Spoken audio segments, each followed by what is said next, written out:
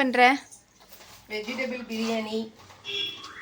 Hi, welcome to அழகு channel. வாங்க இன்னைக்கு மத்தியானம் லஞ்ச் என்னன்னு பார்க்கலாம்.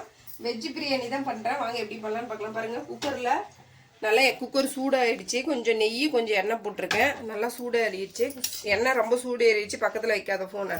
இப்போ பாருங்கள், எல்லாம் பிரிஞ்சி எல்லாம் எடுத்து வச்சு போட்டாச்சு. அது நல்லா சூடு ஏறிடுச்சு. பொரிஞ்சதும் வெங்காயம் பச்சை மிளகா ரெண்டு வெங்காயம் போட்டு காசு அடிக்குதா? அந்த இந்த எலஸ்மெண்ட் தான் அடிக்குது. எப்பயுமே பிரியாணி செய்யணும்னா நல்லா எண்ணெய் காஞ்சதுக்கு அப்புறம் தான் போடணும். ஓகேவா? சரி சரி, இதெல்லாம் தெரிஞ்சுக்கோ. தெரிஞ்சுக்கிறேன். ஊருக்கு பேசுவ ஒரு விஷயம் தெரிஞ்சுக்க மாட்டேன், உனக்கு சமைக்க மாட்டேன். தெரிஞ்சுக்கிறேன் தான். யூடியூப்ல ஒரு வீடியோ இருக்கு. நல்லா வந்து ஆனால் வெங்காயம் இன்னும் ப்ரௌன் ஆகலாமா? ஆகட்டும். இஞ்சி பூண்டு பேஸ்ட் போட்டுக்கலாம். மெஷர்மெண்ட்லாம் எதுவும் இல்லை. இஞ்சி பூண்டு பேஸ்ட் போடுறதுக்கு 1000 வீடியோ இருக்கு யூடியூப்ல. நம்ம காமிக்கிறோம். நாம ஒரு வீடியோ போடுறோம்னா எல்லாத்துக்கும் வெஜிடபிள் பிரியாணி செய்ய தெரியாமலாம் இல்லை, எல்லாத்துக்குமே செய்ய தெரியும். மெஷர்மெண்ட் வந்து அளவு தான். எனக்குலாம் அளவு கை அளவு தான் தெரியுமா ஒழிஞ்சு எனக்கு இவ்வளோ அளவுலாம் தெரியாது. இங்க பாருங்க, கேரட் பீன்ஸ் நல்லா பொடியா கட் பண்ணிக்கணும். இதுக்கு ஒரு மிஷின் இருக்கு, வாங்கிக்கோமா கட் பண்றதுக்கு. தின்றது கூட தான் மிஷின் இருக்கு. அதெல்லாம் இல்ல, இது கிண்டி விடு. இல்ல இல்ல, அது நல்லா சமைக்க தெரிஞ்சவங்க கரண்டியே தேவையில்லை. எப்படி வேணாலும் சமைக்கலாம். கை விட்டு பண்ணுவாங்களா? இப்ப எப்படி பண்ணலாம் அந்த மாதிரி. இன்னைக்கு கொஞ்சம் சீக்கிரம் வந்து சமையல் முடிஞ்சிடும். இது ஒவ்வொருத்துக்கு வெயிட் பண்ணணும். சாப்பாடு 3 விசில் தான் முடிஞ்சிச்சு. வெஜ் பிரியாணி சைட் டிஷ் வந்து இது பேர் என்ன? கேப்சிகம். கொடமிளகா கிரேவி. கிரேவியா? Okay fine. இது பன்னீர் இருக்கா? கொடமிளகா கிரேவின்னு தான் சொன்னேன். பன்னீர் கிரேவின்னு இல்ல, அது பன்னீர் போட்டு இன்னும் நல்லா இருக்குமா? அப்பெல்லாம் போடும். அது இது வேற தனியா.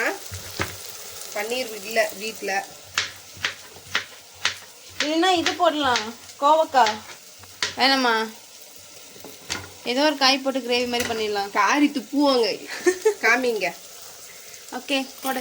இப்போ வந்து பீன்ஸ் கொஞ்சம் போடுறோம். பீன்ஸு, கேரட், அப்புறம் உருளைக்கிழங்கு எல்லாம் போட்டு நம்ம அறுத்து கரண்டி எடுக்கலாம். தக்காளி வந்து கொஞ்சம் மறந்துட்டாங்க. ஃப்ரெண்ட்ஸ், வீடியோ பார்க்குறீங்க, லைக் பண்ணுங்க, ஷேர் பண்ணுங்க, மறக்காம சேனலை சப்ஸ்கிரைபர் பண்ணுங்க ஃப்ரெண்ட்ஸ். இதுக்கு தேவையான அளவு உப்பு போட்டுக்கலாம். நம்ம என்னென்ன போட்டிருக்கோம் தெரியும்ல உங்களுக்கு. பட்டை, லவங்கம், சோம்பு, அன்னாச்சி முக்கு எல்லாம் போட்டு எண்ணெயில் போட்டு வணக்கிடணும். ஏலக்காய் போடணும். ஏலக்காய் தான் பிரியாணியோட வாசத்தவே கொடுக்கும். ஏலக்காய் போடணும். ஏலக்காய் போட்டதுக்கப்புறம் பெரிய வெங்காயம், பச்சை மிளகாய் போட்டு நல்லா செவந்ததுக்கப்புறம் இஞ்சி பூண்டு பேஸ்ட்டு போடணும். இஞ்சி பூண்டு பேஸ்ட் போட்டு நல்லா வணங்கினதுக்கப்புறம் கேரட், பீன்ஸ் எந்த காய் இருந்தாலும் போட்டு நீங்கள் செய்யலாம். இது மஞ்சத்தூள் போடல? மஞ்சத்தூள் போட்டக்கூடாது. இன்னும் கொஞ்ச நேரம் ஆகட்டும். நம்ம இன்னும் கொஞ்ச நேரம் கழிச்சு போடலாம் வணங்கிட்டு காய்.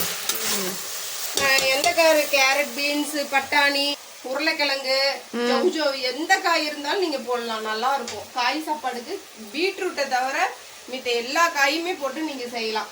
நல்லா இருக்கும். இப்போ வந்து மஞ்சத்தூள் லைட்டா. இதுக்கு வந்து நாங்கள் கலரே போட மாட்டோங்க. மிளகாத்தூள் இடுறோம். மிளகாத்தூள் 1 ஸ்பூன் போட்டுருங்க. எண்ணெயில் வணங்கும் போது உங்களுக்கு தேவையான அளவுக்கு காரம் போட்டுருங்க. போட்டு இப்படி நல்லா கலரிட்டிங்கனாவே அதே நல்ல கலரை கொடுக்கும். நீங்கள் தனியாக இதுக்குன்னு கலர்லாம் போட தேவை. தெரியுதுங்களா? முன்ன இருந்த கலருக்கும் இப்போ தெரியுதுங்களா? இது கலர் நல்லா கொடுக்கும். அதே மாதிரி புதினா நல்லா 1 கைப்பிடி புதினா. அப்பதான் வந்து கொஞ்சம் டேஸ்ட், அப்பதான் அதோட டேஸ்ட், பிரியாணி டேஸ்ட் நல்லா இருக்கும். இப்போ தயிர் போட்டுக்கலாங்க. தயிர் போட்டால் தான் நல்லா இருக்கும். அந்த தண்ணி அப்படியே லைட்டாக ஊற்றிக்கலாம். இது வந்து நம்மளே தயிர் மேக் பண்ணது. கெட்டியா இருக்கு தயிர். நல்லா கலரி விட்டுட்டு நல்லா கலர்ஃபுல்லா இருக்குல்ல? ஆமா. இங்க பாருங்க, ஒரு 1/2 எலுமிச்சை பழம். இங்க காமி நல்லா ஒரு 1/2 எலுமிச்சை பழம் புளிஞ்சு விட்டுட்டு தயிரும் போடணும், ஒரு 1/2 எலுமிச்சை பழமும் போடணும். எலுமிச்சை பழம் இதுக்கு அந்த டைஜஸ்டா இருக்கும்? அதுக்கு இல்ல, அந்த டேஸ்ட் கொடுக்கும். சரி ஃப்ரெண்ட்ஸ் இப்ப நம்ம ஒரு பாருங்க நாள் சமைக்கலாம். எப்படி கலர் சேஞ்ச் ஆயிடுச்சுங்களா? இப்போ அந்த இது எடு, எது எடு? சோயாபீன்ஸ் காய் எடு. இந்தா இது மூடி எடுக்காத. இங்க பாரு தண்ணியா இருக்கு.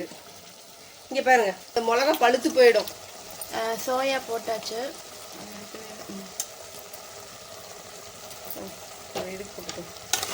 இங்க பாருங்க 4 கொடை மிளகாக்கு போட்டுக்கலாம்னு 4 பன்னு எடுத்து வச்சுட்டேன். நாம் செய்கிறது தாங்க சமையல். நமக்கு எப்படி தோணுதோ அப்படி செய்கிறது தான் சமையல். நல்லா ஆயிடுச்சிங்களா? சாப்பிடணுமே நாங்கள். நீங்கள் சாப்பிடுவீங்க, இத்தனை நாள் சாப்பிடாம தான் இருக்கிறீங்க. இப்போ தண்ணி ஊற்றிக்கலாம். நீங்கிடுச்சு, தண்ணி ஊற்றிக்கலாம். எவ்வளோ எவ்வளோ? 1 டம்ளர் அரிசிக்கு 2 டம்ளர் தண்ணி.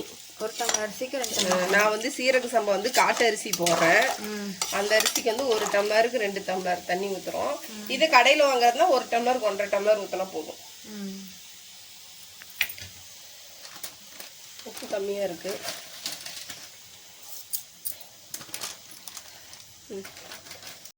இது வந்து கொடமிளகா கிரேவி. கொடமிளகா கிரேவி பாருங்களா, கட் பண்ணி எடுத்து வச்சிருக்கேன்.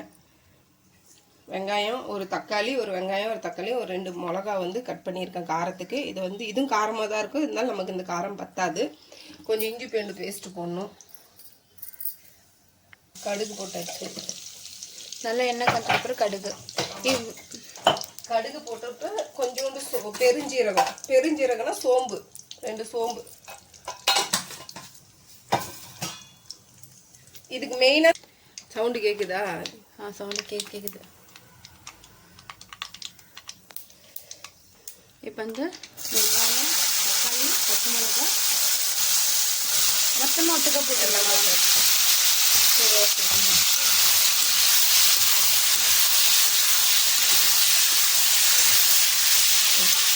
குடமிளகா இருக்கு. தண்ணி நல்லா கொதிச்சு பாருங்க, நல்லா தளத்தளத்தெல்லாம் கொதிச்சு வச்சுங்களா. அரிசி போட்டுக்கலாம். அரிசி இது காட்டு அரிசிங்க, ஆனால் சீரக சம்பா தான். தெரியுதுங்களா? சன்னமாக இருக்கும் பாருங்க அரிசி. இட்லி அரிசி மாதிரியே இருக்கும், சின்ன சின்ன அரிசி மாதிரியே.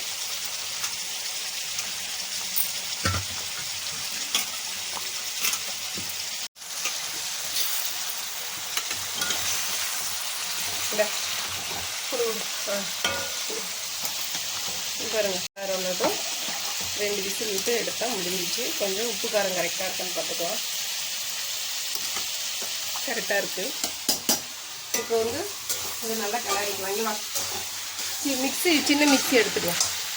இதுக்கு தயிர் போட்டு அடித்து விட்டேன். குடமிளகாக்குங்க தயிர் போட்டுக்கலாம்.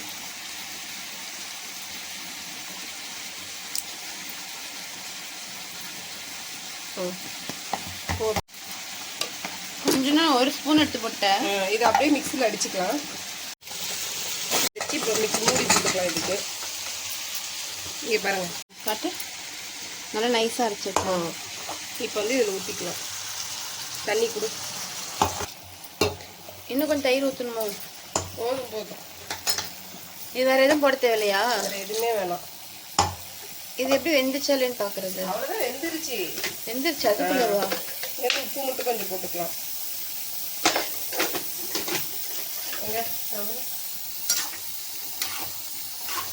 ஒரு 2 நிமிஷம் ஃபுல்லாக அந்த தண்ணி ஃபுல்லாக ட்ரை ஆனதும் ஆஃப் பண்ணிடலாம்.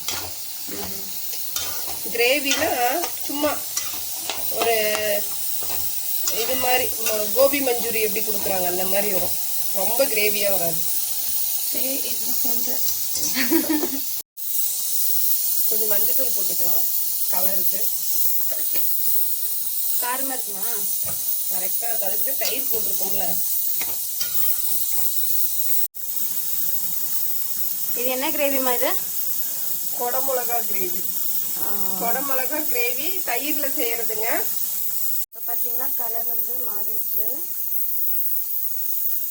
லாஸ்ட்டில் ஃபைனல் டெஸ்ட் பார்க்கணும் எப்படி இருக்குன்னு. ஃபைனல் வந்துடுச்சு. நல்லா அந்த இது வந்து தண்ணிலாம் வந்து தண்ணி தானம்மா?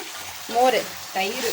தயிர் வந்து நல்லா சுண்டிடுச்சு பாருங்க. இப்போ வந்து நல்லா ஒரு இந்த அளவுக்கு வந்துடுச்சு. சப்பாத்தி, தோசை பேசாம நைட்டு பண்ணியிருக்கலாமா? இது சப்பாத்தி சுட்டுருக்கலாம். இதான் வச்சுக்கலாம். இது வந்து நேற்று வச்சு சேப்பக்கிழங்கு நேற்று எடுத்து வச்சிருந்தேன். அதனால இன்னைக்கு சில்லி போட்டு பாருங்க, சில்லியே தோத்து போயிடும். செம்ம டேஸ்ட், உடம்புக்கு நல்லது. சில்லி சாப்பிட்றதுக்கு பதிலாக இது சாப்பிடலாம், இந்த மாதிரி ஆப்ஷன். ஆயிடுச்சு ஆவி பருப்பு. கைஸ், இந்த லஞ்ச் முடிஞ்சிச்சு. ஃபைனல் என்னன்னு பார்க்கலாமா? ஓகேம்மா, காட்டு. நம்ம பண்ண வந்து வெஜிடபிள் பிரியாணி, கொடமிளகா நம்ம 65, கொடமிளகா கிரேவி மாதிரி, சேப்பக்கிழங்கு 65. இது நேத்து போட்டதுங்க, ஃப்ரிட்ஜில் எடுத்து வச்சு இன்னைக்கு எண்ணெயில போட்டு எடுத்தேன். முட்டை. வாங்க சாப்பிடலாம். இன்னைக்கு வீடியோ இதோட முடிச்சுக்கலாம். இன்னொரு வீடியோல பார்க்கலாம். மறக்காம சேனலை சப்ஸ்கிரைபர் பண்ணுங்க, லைக் பண்ணுங்க, கமெண்ட் பண்ணுங்க. மறக்காம சேனல் சப்ஸ்கிரைபர் பண்ணுங்க.